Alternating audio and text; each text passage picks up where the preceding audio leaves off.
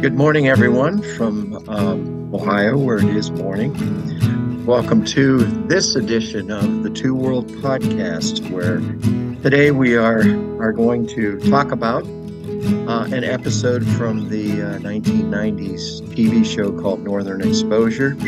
This episode is one where we will delve into searching and love and the pain of and the shock of relationships that occur. I would like to very much welcome our two co-hosts this morning. First, we have I am Barney.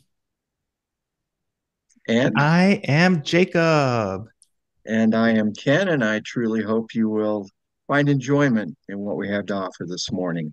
Thank you. Well, Ken and Barney, I know that you know a lot about Northern Exposure, of course.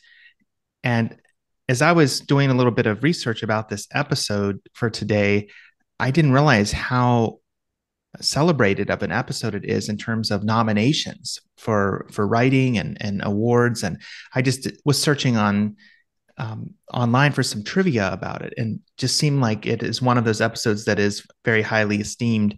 Uh, the Big Kiss, and it was kind of interesting going back to season 2 after we've ventured out into other seasons, and to kind of rewind a bit and go back to season 2. So I kind of wanted to ask, why do you think this episode is so celebrated, and maybe even what drew you to pick it for our list of ones to discuss? So I don't know if either of you would like to jump on that question or not.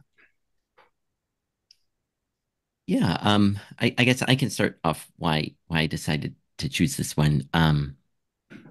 I thought this is a really interesting episode for Ed, and I don't know that we've had an episode that really focuses a whole lot on Ed, where where much of the episode focuses on history, and it's interesting to see the background because we don't really know much about Ed up to this point. We know that we know his personality and we know what he does and his likes and interests, but here's a chance to see a real kind of deeper side of him and make us wonder about, oh wow, how is it that Ed got here in Sicily? We know how Ruth Ann got there, we know how Chris got there, we know how um uh, uh Maurice. yeah, Maurice and Joel and Maggie, how they got there. But what about Ed? Was he always there the whole time? But we and why? And then we see a real interesting um picture of Ed, and also we see an interesting picture of his community, in the kind of indigenous community in Sicily, and then maybe my thoughts of why maybe it's so highly acclaimed maybe is, I don't know, when I watch this episode I come away feeling really intrigued and interested about all the different references to kind of myth or fantasy or kind of Mhm. legendary stories in it, and how they weave that in to Chris's story and also Ed's story, and it just has this nice, real, solid build to the whole story. It really the episode really flows well together and coalesces well together, and I think that this thread of like this uncovering, like kind of our humanity's personal stories, if it comes from Sir Gawain or if it comes from, some indigenous thinking that, speak a little bit to who we are. And maybe Chris's story isn't so relatable, and maybe Ed's story also isn't so relatable on the surface. But when we look at them deeper, I think in by being guided by these myths, I think that we can find a connection within ourselves too, and it kind of sneaks up on you when you think about what the synopsis of show is, you think, oh, well, that sounds interesting. But then when you get into it, it really pulls you in. And we don't think that it will. In my personal opinion, I didn't think it would pull me in, but it really does. And maybe that's one of the reasons why it garnered such attention. But um, how about for yourself, Ken? Um, well, first of all, Barney, very well said. Those feelings are there. For me, about all I can add is, although spirituality of sorts was addressed, hinted at in the first season, early in the second season, we really get a full dose of what it means, especially to the Intuit culture. And to me, it feels very believable. I think it makes the viewer sit back and really think about where they are on a spiritual level and what I believe, what you believe, and yet let this into your consciousness and follow Ed's story with One Who Waits. It just felt very believable.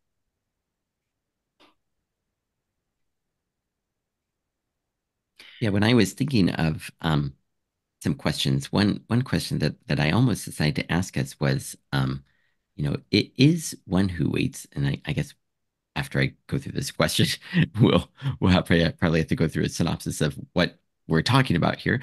But is one who waits a figment of Ed's imagination? That was a question that came to my mind while I was watching it. Mm-hmm.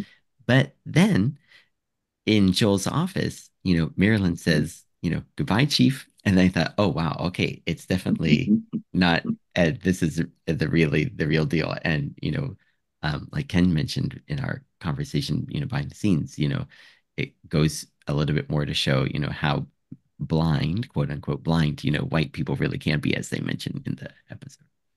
Mm-hmm.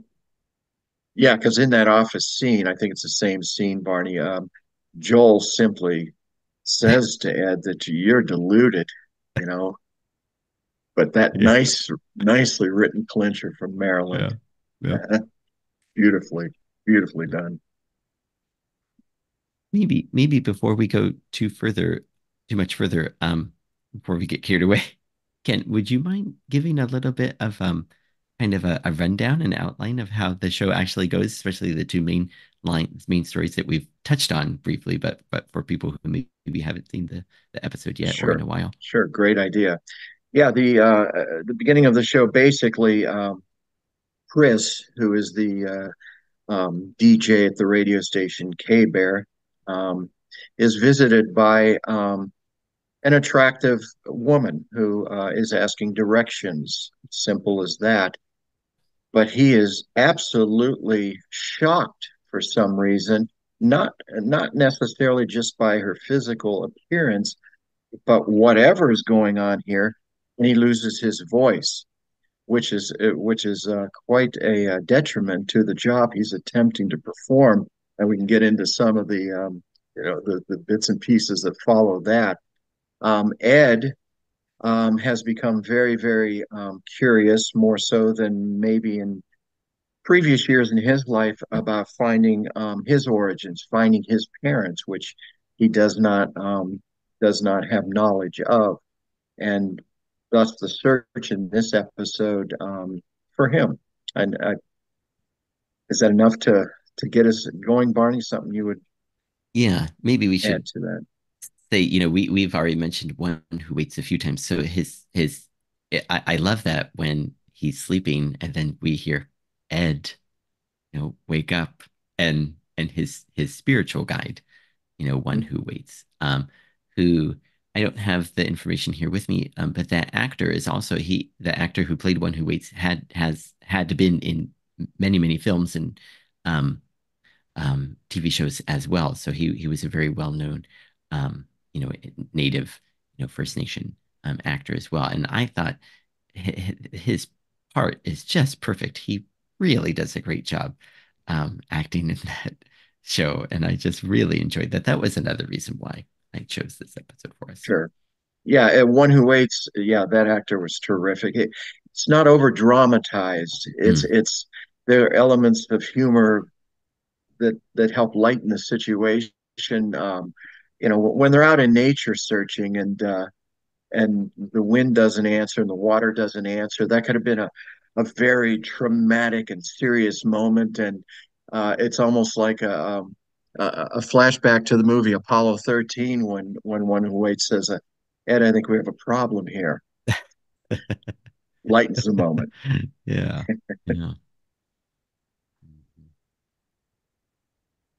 Jacob, your reaction to some of these things? Yeah, I really like the opening of the episode. And I agree with Barney that exploring Ed's story is fascinating because it is a window into the broader Inuit culture. And I love that about the show in general, that it is a really intercultural show. And Mm. The whole idea of legend and like a more of a spiritual worldview, and that it becomes commonplace and normal as Ed is talking with the one who waits. And yeah, I like that this show takes supernatural things sometimes like that, or things that we wouldn't expect, and just makes them commonplace. Like, oh yeah, of course. And the people who can't seem to get it actually are the ones who seem a little bit out of the loop, and silly, not the Mm. ones who have these visions that would typically be seen as like Mm. they're off the rocker or something. No, it's rather those of us who don't have eyes to see that are the ones who are missing out. So it's kind of fascinating twist. Mhm. I like that a lot. And I I do like the theme of searching. I think Mm. it's really well done in this episode. Lots of people are searching. Definitely Ed, of course, but then Chris searching for his voice again. So I think it was a great choice. I'm glad you guys picked it. Well, maybe it's time to address one of the questions Barney posed to us about um, any great searches come to mind for you, gentlemen, um, in your lives.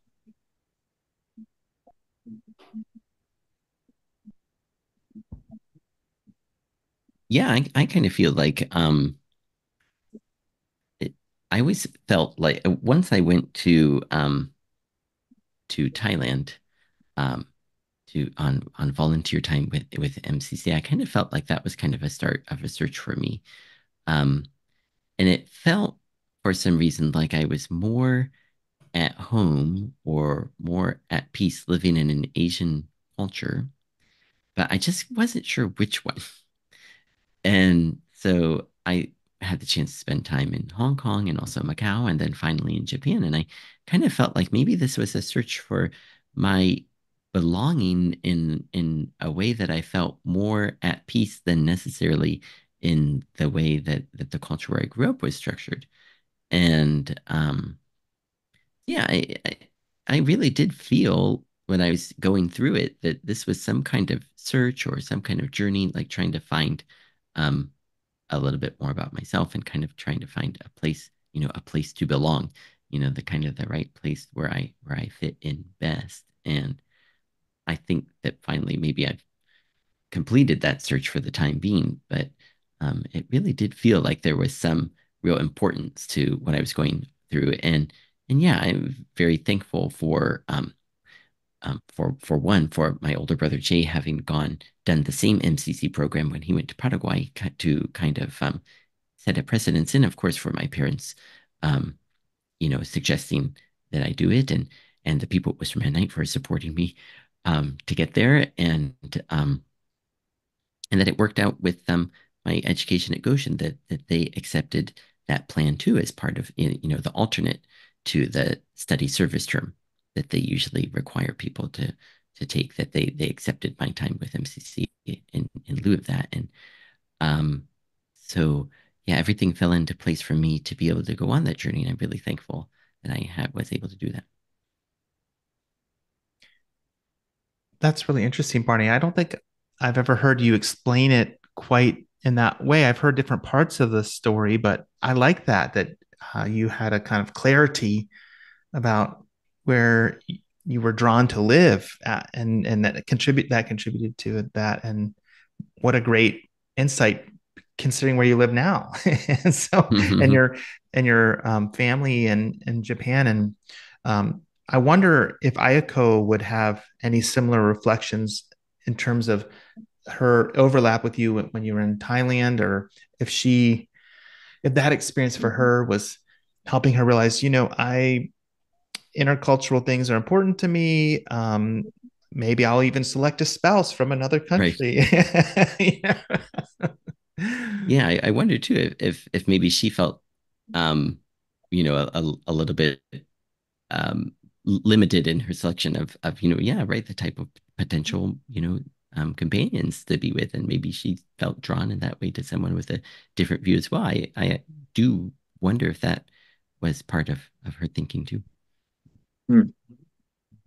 What I find interesting about both of you guys is at a relatively young age, um, in a sense, your horizons were expanded in kind of a worldly traveling kind of view. Barney, what you described, Jacob, I know, as a young man, you got to go to Israel and travel there.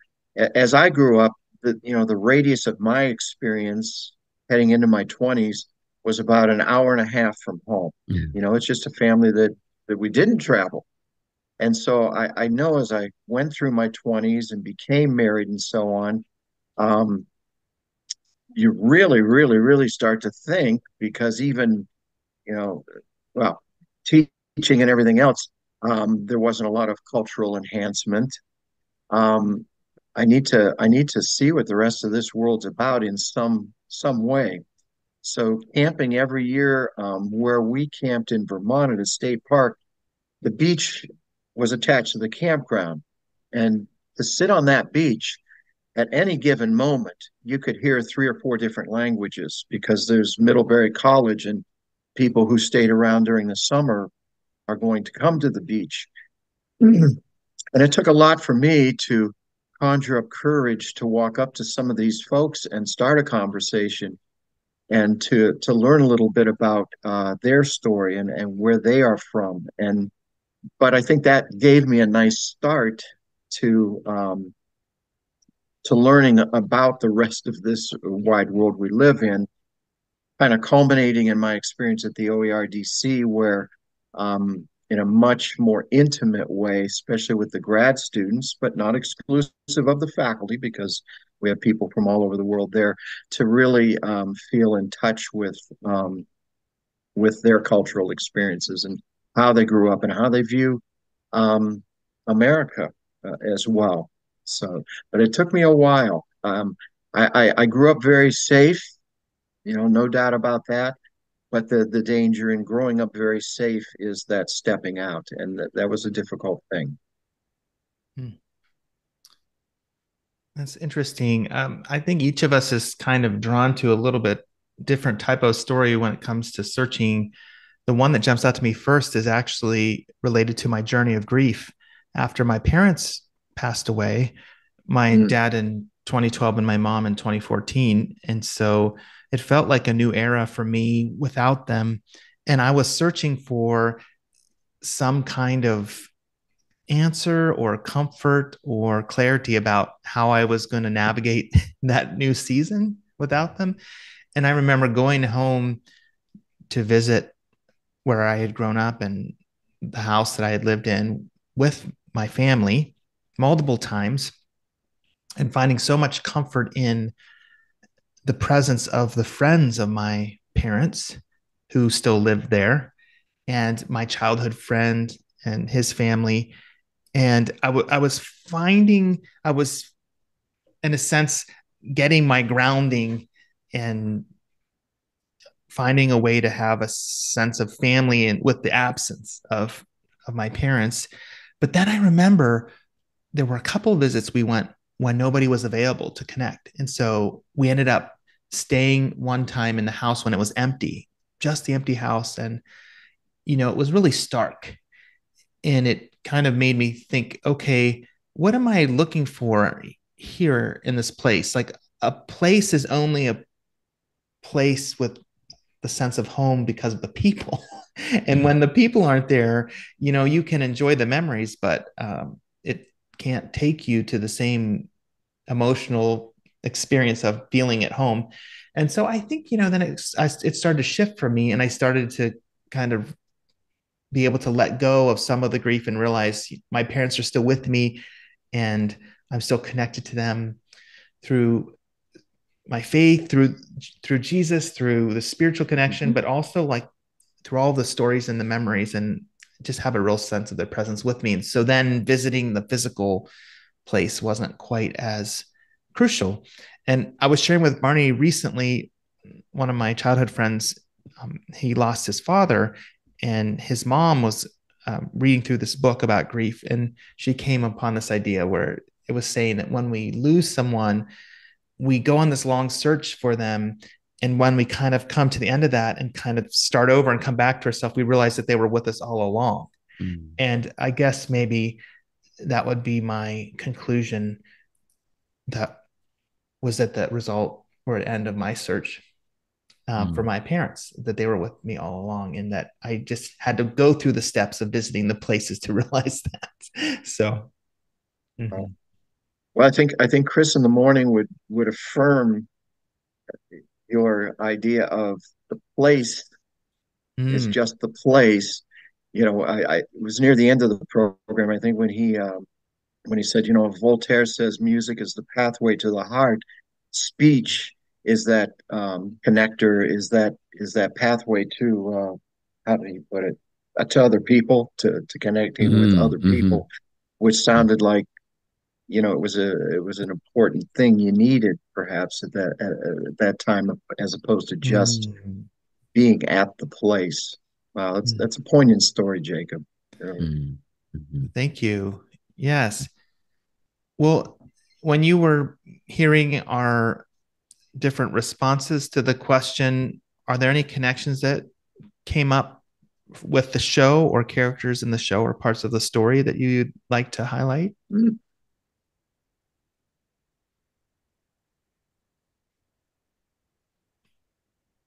I kind of Well, wonder sir, if, oh, yes, sorry. Um, I'm trying to remember. What was it? Because I think that Ed went to the bingo hall, and I really enjoyed that scene, especially when what was it? Some of the women said, "You believe fast, Cloud?" They're like, one year he thought he was Joe DiMaggio or something like that. But I think what was it? The movie Boys Town, was it? yes, Yeah, yes. that it felt like that was kind of the impetus, kind of the starting point for Ed to kind of reflect on who he is and realize that he is an orphan too, in a way. And I felt like there was that kind of nudging, that kind of realizing that he was missing something. I can kind of see a connection of that starting point maybe with Ken and your story, thinking realizing that you hadn't seen much for a big part of your life outside of just the area around your house, but you're realizing there's something that is missing, and then um you had like camping as a way to kind of get that search started, and getting out, getting away, and from where you were. And I felt that um like that kind of same kind of course, like Ed kind of went on that same course where first he had to realize what he was missing, and then he got out, and then thankfully one who waits came to him and really got him out and took him to places where I don't think he would have thought to go. We don't really get the sense that right now that Ed is really concerned about spiritualism as relates to his indigenous culture at this point in the show.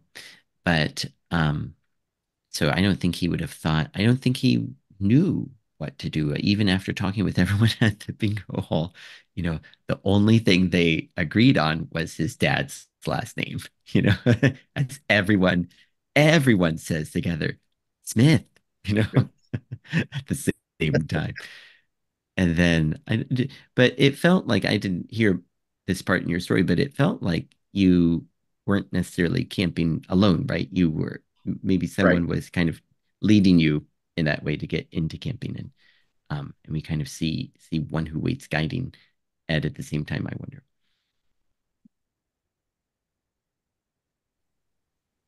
Yeah, I liked your word impetus, Barney, because yes, that is so important. And Jacob, you alluded to it as well with people who lifted you up. Yeah, I think after starting to have the bravery to ask people about their stories in a Vermont setting, coming back, I'm reminded of my home church at the time and um, uh, how it could be a pastor, it could be another member, it could be whatever. There's a person there that was an impetus for me to then stretch out a little bit and get into performing. First of all, that safety net of within the church walls, but this person also happened to be the community theater director of the majority of performances there, and she was not just with me. She was just a person who could get you to do things without without being all that forceful or pushy. And I'm always thankful to her for that.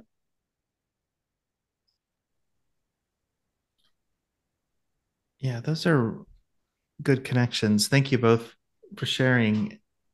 I'm wondering if we could talk a little bit about some of the connecting stories in the episode, in addition to Ed, as they relate to searching. And so we have Ed searching for the answer. Who is his father? What's his background? Wants to know more about his parents. Um, we have Chris searching for his voice. As we've already said, he mysteriously, in this unexpected encounter with this guest who stops by the radio station, loses his voice because he's struck by her beauty, and then he's trying to find a way to get it back. Are there other characters that are searching for things that you might want to highlight, and how do they connect with this broader theme of searching?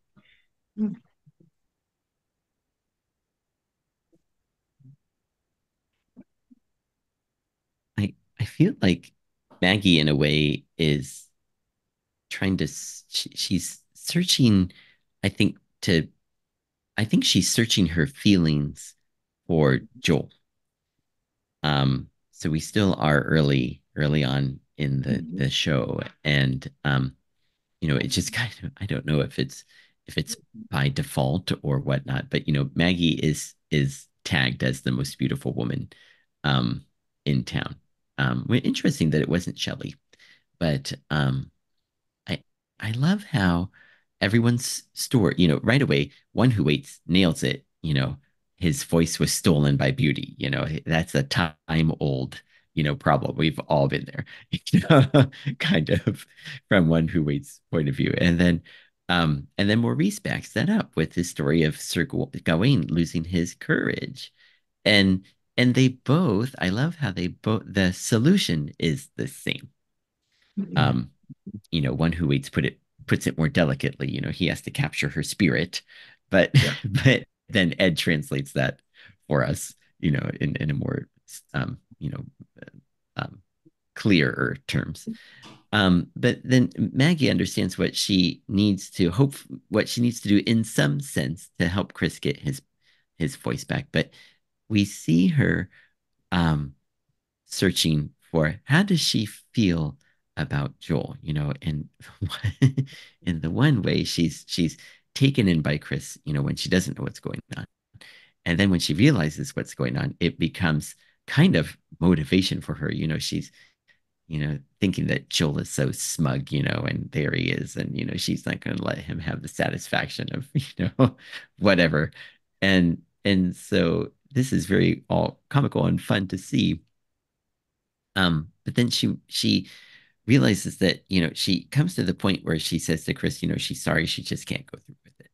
And then her thoughts about Joel come up again. And then she says, she's gonna do it, but she's gonna do it in her own way to give Chris um his voice back.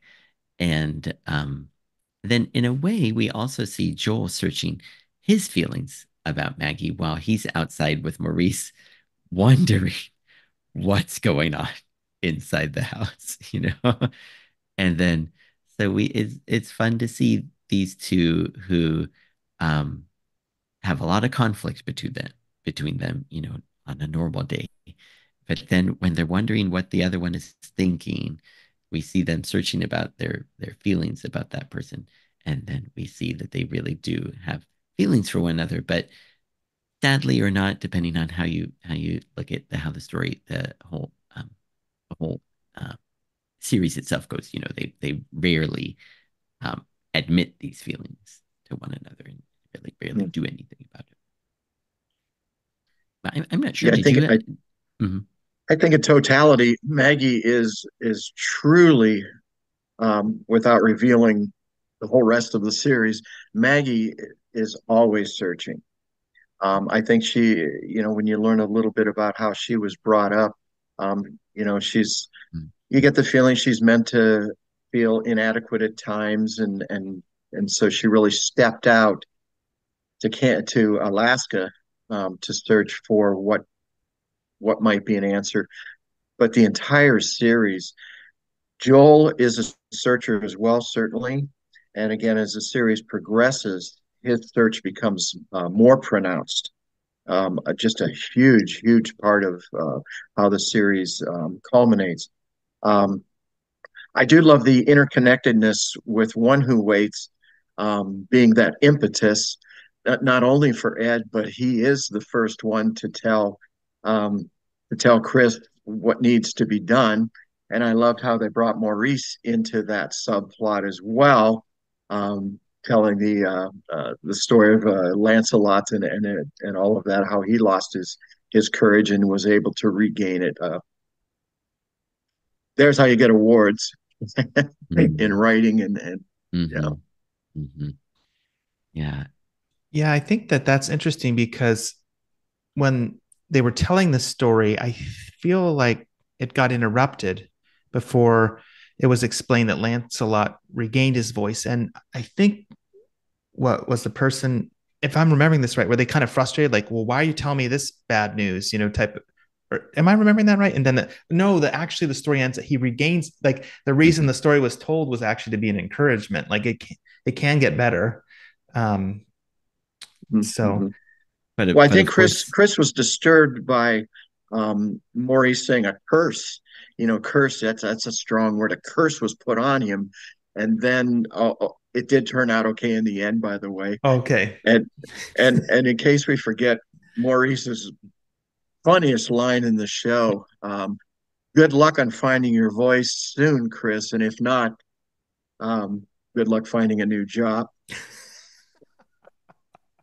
yes, It yes, didn't have to that's be right. said, Maurice, but you said it. Oh my. Well, it's so fascinating to a parallel part of the story. This theme has come up of people being struck by others who they find beautiful, like the one who waits tells the story of the one that he ultimately married, who he saw her riding a horse in like a meadow, and he was just awestruck by her beauty and her presence. And then Chris, obviously, in the opening of the episode with his visitor, and but Maurice has this dream about Shelley, and if you kind of sense that he hasn't figured out what to do with the feelings he had for her. I unfortunately don't know much about that part of the story because I haven't seen those episodes, but I'm guessing it's a little window into what happened earlier where he wanted to be with Shelley perhaps a bit, and then she ended up going with Holling. But anyway, so it's kind of a parallel. Maurice is working through that. He had been maybe impressed with Shelley, and he's searching for a way. And you kind of see him throughout the episode, and she asks him if he wants more coffee, and then he asks kind of some confusing answer for her about that. But it really, what's under the surface is he's frustrated because he doesn't know what to do with those feelings he had. So I don't know if either of you would want to talk about how Maurice comes through that.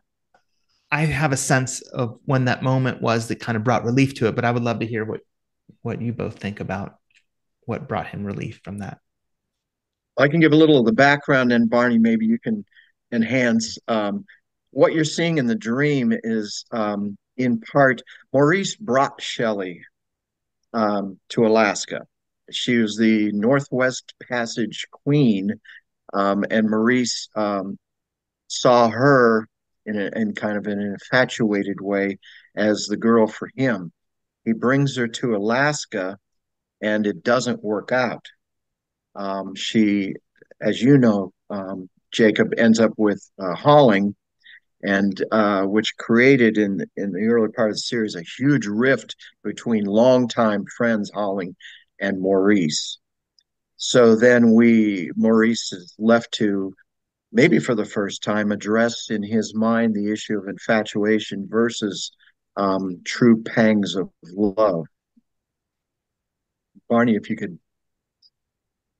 Yeah, and I love the music that they had during the dream. It was the song "Pretty Lady" from the musical Pacific Overtures, and I thought it fit wonderfully with the dream, but it also kind of had that kind of um, medieval kind of feel to it, kind of a real. It really made me when I heard and before I knew what musical it was from, I thought, oh, this really connects well with that Sir Gawain story. You know, it really has kind of an Arthurian feel to the song. The song does have it that kind of feel to it, and wonderful the way that they um link those two together. But yeah, we see a number of times this keeps coming up for poor Maurice, you know, getting jilted. You know, he finds Shelley and he just is so enamored with her, and you know, he brings her back to Sicily, you know, thinking that she'll, you know, be his companion. And then she just, you know, she falls for Holling. And I think we saw that episode where Holling has his midlife crisis and she does the puppet show, you know, also kind of outlining how the story went. And, you know, but a number of times this comes back up for Maurice, even much, much later, maybe the fifth or sixth season.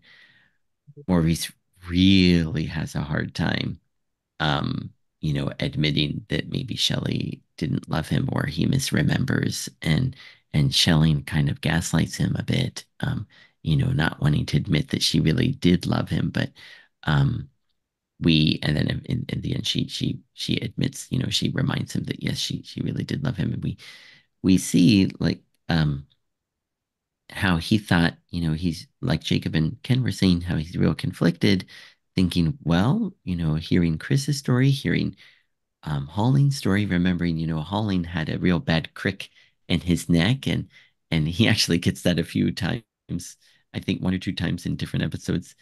And then Maurice is thinking, oh, well, you know, maybe he wasn't in love with her because he didn't feel this kind of intense emotion when he met her. And then, yeah, she says to him, you know, kind of just in passing, oh, she said, you know, she was sick as a dog, you know, the whole time they were together. And you see him kind of feel good about that, you know, thinking, well, yeah, hey, you know, maybe she really did have feelings for me. She just had ended up with stronger feelings for Holling. But we kind of see him get a little solace from hearing that she was afflicted because of him. That's the moment I was thinking of. I felt like Hmm. that was very meaningful to Maurice and helped him move past his resentment or his frustration when he heard that. You could just see on his face kind of a, well, I'll be kind of surprise and relief and interesting. Yes. Well, so we talked a little bit about then the search that Maurice is undergoing, the search that Maggie's undergoing, that Joel's undergoing, that Chris is undergoing, and that Ed continues to undergo. So they're all resolved in subtly different ways, but the title of the episode is Big Kiss. And so Chris's journey is resolved through this big kiss. So perhaps we could unpack that a little bit and talk about it. And just by way of trivia, I had come across this that when they were shooting the big kiss scene, they actually had to shoot it from a few different angles because had you heard this before? Because the actor John Corbett accidentally scratched the actress Janine Turner when they were doing the Oh, scene for the kiss, and so they had to oh no. change when they went to Oh, kiss each other. He accidentally Oh, scratched her, so they had to oh no. shoot from different angles. But wow. I had I heard it as a piece of trivia. Do either of you know what the first word Chris says after the kiss? What? Wow. When he comes outside, Mm-hmm. Just the very first thing he says. wow. Wow. Yeah. Interesting. Um, so I had does he say the word buffalo at any point? Do you know after he's kissed? I thought I'd read some trivia about that, but now I'm doubting this trivia piece. So I'm just going to drop that. But anyway, so this big kiss happens, which is the restoration of Chris's voice, and it came slightly differently than expected. Maggie said, "You know what? I'm going to give you your voice back to you, not in the way that was originally thought. I can't offer it in that way, but I can give it back to you with this big kiss." And so he's very grateful in that moment. And like you said, he says, "Well." So is there anything else that we might say about like the fallout from the big kiss, or what it meant for the different characters? Like obviously for Chris, restoration of his voice. He was very pleased. But what about for Maggie or for Joel? Or I know the town gets their DJ back, so I mean that's one impact. He doesn't lose his job. Are there other impacts that we might notice? Or I I like I like Maurice explaining it to Joel. Joel is so confounded, in part because he's really torn about how he feels about Maggie. But Maurice says, here in the wilderness, people will do what they have to do for the community. This isn't about Maggie. This isn't about Chris. This isn't about how they feel about each other. This is about getting the DJ back, for the community. This is about helping Chris to get his voice back. And Joel is a man of science. He can't quite understand this. He can't quite buy into it. He's still just so hung up on the fact that Maggie, might be kissing somebody else. But we see this real emphasis on community above others in other episodes too. And so it's neat how this is like a real focus on everyone. Everyone's gathered there to kind of cheer them on, and they're cheering. And I love Chris walks out the door and there's quiet, and someone says, "Did it work?" And then he says, "Wow." So, people are really interested, and here again we have this legend, this mythology, coming into reality as the show does so well, mixing these two together. And, here it is, the cure, Joel is spending time trying to figure out what's wrong with Chris. I love the charades scene where Joel just can't get what Chris is trying to describe, but Marilyn says, right away he had his voice stolen by Beauty. And then later Joel stops by and says, I've been talking with this specialist and this specialist, and it could be this, and it could be this, and it could be this. And then, he can't accept that what One Who Waits says, and what Maurice hints at, that it could be, something completely different. And then we see that come to be at the end of the episode. But then um I don't know, Ken, what did you think about Joel's reaction when he finds Chris later in the DJ booth? Yeah. First of all, I love the wow, because as the viewer, I can remember just I know they have to go to Joel here, because people on the outside have no clue what happened on the inside. And I love that the writers gave that gave that piece to it. And Joel, of course, he is aghast, and he, you know, feigning disgust, because deep down he probably wishes it were he. We're left to decipher that. And then in the booth, Chris, who probably was not beyond giving not graphic, but details of perhaps some previous conquests in his life romantically, has really chosen to not tell at all what has happened here, even with Joel prodding him to get to the bottom line of the truth, which he never does get to, and he's still left to try to guess in the end. I guess in a sense, I'm almost maybe there was. You guys can help out here. My memory's fading on this. That there wasn't another scene with Maggie then, where Joel is trying to get the truth out of her. I don't think they went that direction, but it could have been done. And I think we know the result of that as well. She would much enjoy having Joel left in the dark on all of this. And Maggie was empowered. I love how they empowered her um, to give a kiss and nothing more. Mhm. That was kind of neat. It's interesting how some characters are left with unanswered questions in the midst of their search while others receive an answer.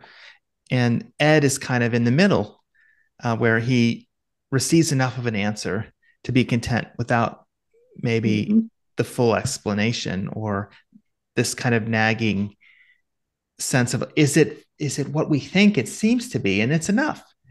So maybe we could talk a little bit about, like we just said there, Joel has the unanswered question at the end of the episode about Maggie. um, Chris gets his voice.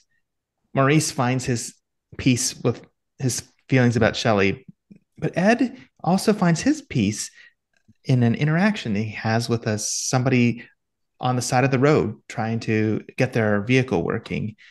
And we kind of come to find out, as that person's driving off, that they're Smith. Their last name is Smith. And so there's this glimmer in Ed's eyes. Did he just meet his father? And we don't know. There's no definitive answer given, but he seems pleased. And so, could we talk a little bit about that moment? Like how, for Ed, he can find joy in things that maybe other people might want more clarity, but for him, that's enough. What does that mean? And what did that scene say to you as you saw that? I loved how the Smith character endeared himself to not only Ed but to us as the viewers by saying, make sure you zip up your coat, which is a very fatherly thing to say. So we're led to speculate then of is this the guy? Um, Without being a total spoiler, I'll just offer two words, especially for you, Jacob. Stay tuned. Ah, There's a further exploration. okay. Oh, that's good to know. Mhm. Mhm. Yeah, another wonderful combination of music that they put with the final scene there. And yeah, I can't remember. Was there the a call of an eagle in that episode or in that scene? I kind of think there was. I just can't remember. That's another thing that they like to throw in there, like when something special is happening. But yeah, I was going to say too, like the way he acts fatherly toward Ed, just friendly, but in a real fatherly way. And then we see the same leather jacket and oh, he might look a little bit similar too. And of course, yeah, he might be young enough to have had a son and not know what to do with him and then, leave him by by a tree in what was it, a bearskin blanket or something like that. Um, and then yeah, he says, as he's driving away, Smith and we don't see, like some shows might end it with like Ed, like it dawning on him and him being shocked and like thinking, "Oh, come back," But instead, we see kind of a sense of peace that, you know, one who waits said he's never had this much trouble on a search before and he's sorry he's got to go back. He doesn't know what to do and then we have Ed again. He started without a guide and now he's ending without a guide too and he kind of feels like, maybe this is what he was thinking. This is his answer. And then the way that he drives off and the music plays and then fade to black and just such a nice way to end that episode. What a really interesting way and an interesting way to think that Ed's character and maybe in his culture maybe there's a lot of a lot of being okay with the ambiguity. There isn't a need for, a clear yes or a clear no by this person or that person, but just kind of working more in Ed's case by feeling, and he felt good about the way that he interacted with this guy, helping him to finish up changing his tire. I wanted to ask a little bit as we are reflecting on the end of the story about a question that Ken asked. And I think it's about sight and blindness. And in the episode, a number of people aren't able to see the one who waits. And, you know, those who can see him, for them, he's a helpful presence and adds to their understanding. But I want to think about the story as a whole and what people can see or can't see. Um, and by the time we get to the end with Ed, it feels like he has this greater understanding. And I just wondered if we could talk a little bit about that sense of sight and not sight. Like Joel can't see the one who waits. Um, Joel can't see a lot of things in this episode. Oh yeah. So it's kind of like the sight metaphor leaves Joel a little bit blind by the end, right? Ed Ed is groping and he can see better by the end. Chris, I mean, use the metaphor of the voice, but he can kind of see what he was looking for with more clarity. And same with Maurice and his relationship to Shelley. So there's some who come through seeing more, some seeing less. But do we want to talk a little bit about how some people can't see the one who waits, or what that means, or even how sometimes in our own stories we can't see important details or don't understand what they mean, and maybe that piece a little bit? I guess I was reminded of um, sometimes denying that I'm part of the story at all. Um, and I don't know if I'm going to come up with a great analogy here. Um, I see a homeless person, even in Worcester, Ohio, and my mind goes to a place that says somebody should help out there. And where's the organization? Um, and I'm not really searching at all. I'm trying to release it from my my conscience. Whereas in this story, granted, at times they were given a way, one who waits, to begin the pursuit, but they actively engaged to try to find some sort of answer to a search. That's really good. Kind of, in a way, I mean, I don't know if you were saying it like this, but sight as the capacity to also recognize the needs of others and when you can help others. Like at the end, Ed, I mean, I'm taking this in a slightly different way, maybe than you meant it, Ken, but Ed sees this person by the side of the road who's maybe having vehicle problems, and he stops. And that ends up being the moment when he goes to help this other person, that it's kind of, he has this revelation or this comfort, that maybe Mm-hmm, was his dad. Like mm-hmm, your comment about like seeing a person who has needs. And then if we actually enter into that, sometimes it can open the door for an experience of something deeper or fuller, not only to help them, but also for us, like to transform us. Something really interesting about that. And I feel like there are characters in the story who are genuinely trying to help others. I mean, the one who waits is trying to help Ed, but I feel like there are others, and I think that is an interesting part of sight mm-hmm. for sure. Yeah, yeah. Thank you, Jacob. Yeah, I think what I am doing in relating what I said was I've closed the door to any sort of revelation, certainly by just dismissing it.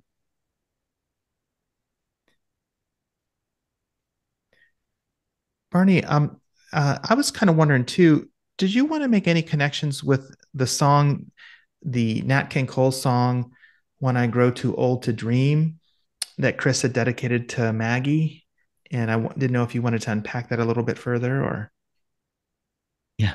When I wrote the question, I think that it was really fresh, the episode. I was writing these while watching, and then I think the lyrics were fresher in my mind. But now now that they've kind of slipped away from me, I can't quite get what I was trying to get at with that question anymore. But did either of you kind of find a real connection with the lyrics, um, Well, in your or question, you also yeah, asked, does that song also have meaning for Ed?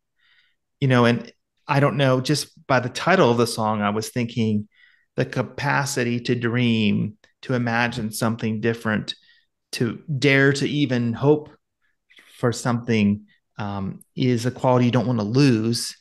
And Ed, I don't know if that's a connection you're making, that Ed very much embodies that. He's a kind of enthusiastic character who's willing to keep reaching out and seeking after and believing that something could be new and better. But I don't know if that's how you meant it or not. that's I, exactly how I meant it. I will admit, I thought it was all about Maggie. Um, Barney's sort of akin to you. I looked up the lyrics. There are really only two verses, and there's a lot of references to Kiss. Uh-huh. And so I was simply led to say a nice tribute to someone who Chris probably has a newfound respect, a newfound way into her being. Yeah, I couldn't get to Ed on that one. I have to admit But it. I really do appreciate and like the connection that Jacob came up with. Yeah, because that Mhm. really is true. Yeah, and we really do see that about Ed, his Yes. character really always being open, and in a way, Shelley too. I wanted to at least mention how um she goes with it when Ed says, here's one who waits, and he just wants to smell the food. She doesn't respond, with any kind of judgment at all. She says, well, that's if that's what you think, that's what, here's one who waits burger too. Here's one for you and one for your friend, she says. And I think that we see maybe she's the least blind of the people, of the white people, as I think was it Marilyn who said that in the episode. And I think maybe that's why it was so easy for Shelley to kind of tell Maurice what he needed to hear, whether it was intentional or not. But, she could see enough to sense that he had that need to hear that. And I think that she told him what he needed to hear. But um, yeah, I think we still see a lot of inability to see in Joel's life, and I think we probably can all really relate to that when when we have moments like he is, when we're really inward, looking inward, and don't see what the feelings of the people around us, how they're feeling, and we're just kind of thinking a lot of how um, all of this relates to me, and and then I think we also really see a lot. I thought your example, Ken, was great about how we think, maybe this isn't our, this isn't for us to deal with. This is for some, established something else to deal with. But also kind of connecting it to your story of talking with people on the beach, it maybe the way that we're looking at the problem, at the situation, maybe our idea of what the solution is wrong. Or, yeah, we know what the solution is, but how we fit into the solution or into this problem, maybe we're looking at ourselves as we're supposed to fit into the solution as the savior of this person, as the person to rescue them. But maybe what it really is, the way that we fit into this situation as the solution is, um, like what you were saying about maybe just approaching the person, maybe just talking to the person. And it's hard to see that clearly when we see the problem of homelessness or other situations or people in distress, and we think the one way to help this person is, get them back on their feet, or to do this. And I can't do that, but some organization is here to do that. But that's the moment that we're brought to that person's into contact with that person, isn't maybe we have to see, maybe we can't see because we're looking at the big at the problem too broadly, that our little part could be, like just approaching that person, just talking to that person instead of trying to solve all their problems, just acknowledging that person. And that's a real hard thing to see because because we're seeing so many other things at the moment that we can't quite see how we fit in to the solution because it's too big. It's too big of a problem. There's no way I'm not equipped to fix this. But if we see at a personal level, a smaller level, we can see, oh, maybe I can't fix this, but maybe I can do a little thing to help, and who knows where that will go. And that's something that like I think that Ken, you're kind of recognizing that I think we all can recognize, but it's just so hard to see that first step.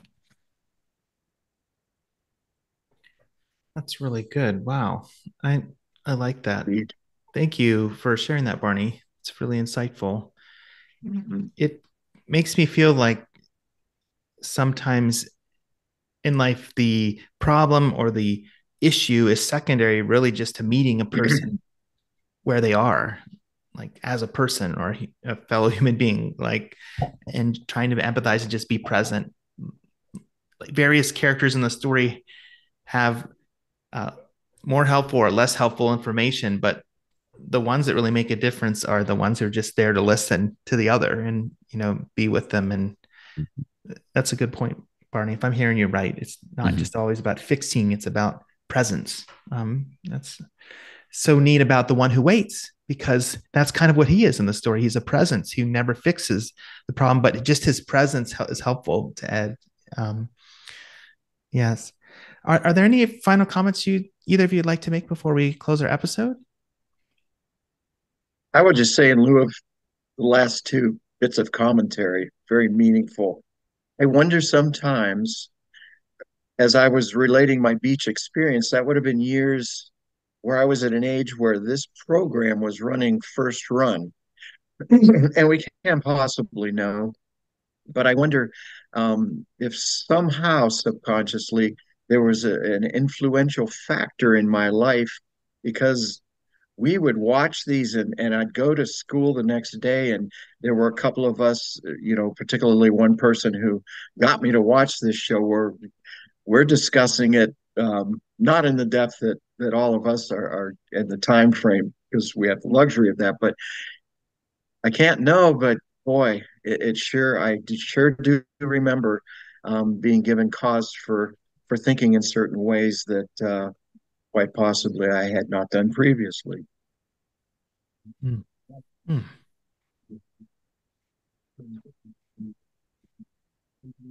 Yeah, that's just so neat to hear. And I think that with a lot of these episodes, watching them now, I think we often hear real poignant messages that they have, and I think we often walk away, wondering about things and seeing things differently. And we hope that all of you out there, our listeners, after listening to this episode with us, have found some things to think about differently too, whether it's related to the episode or how things are in your life and the way things are going around you. And most importantly, we are very honored to have you here watching along with us or listening along on the podcast. And we know very well that you remember that it's always more fun to watch these and listen to them with a bunch of people, as Ed always says. And we hope too that you are looking forward to the next episode of the Two World Podcast as much as we are. So for Ken and Jacob, I am Barney, and we will see you all again next time.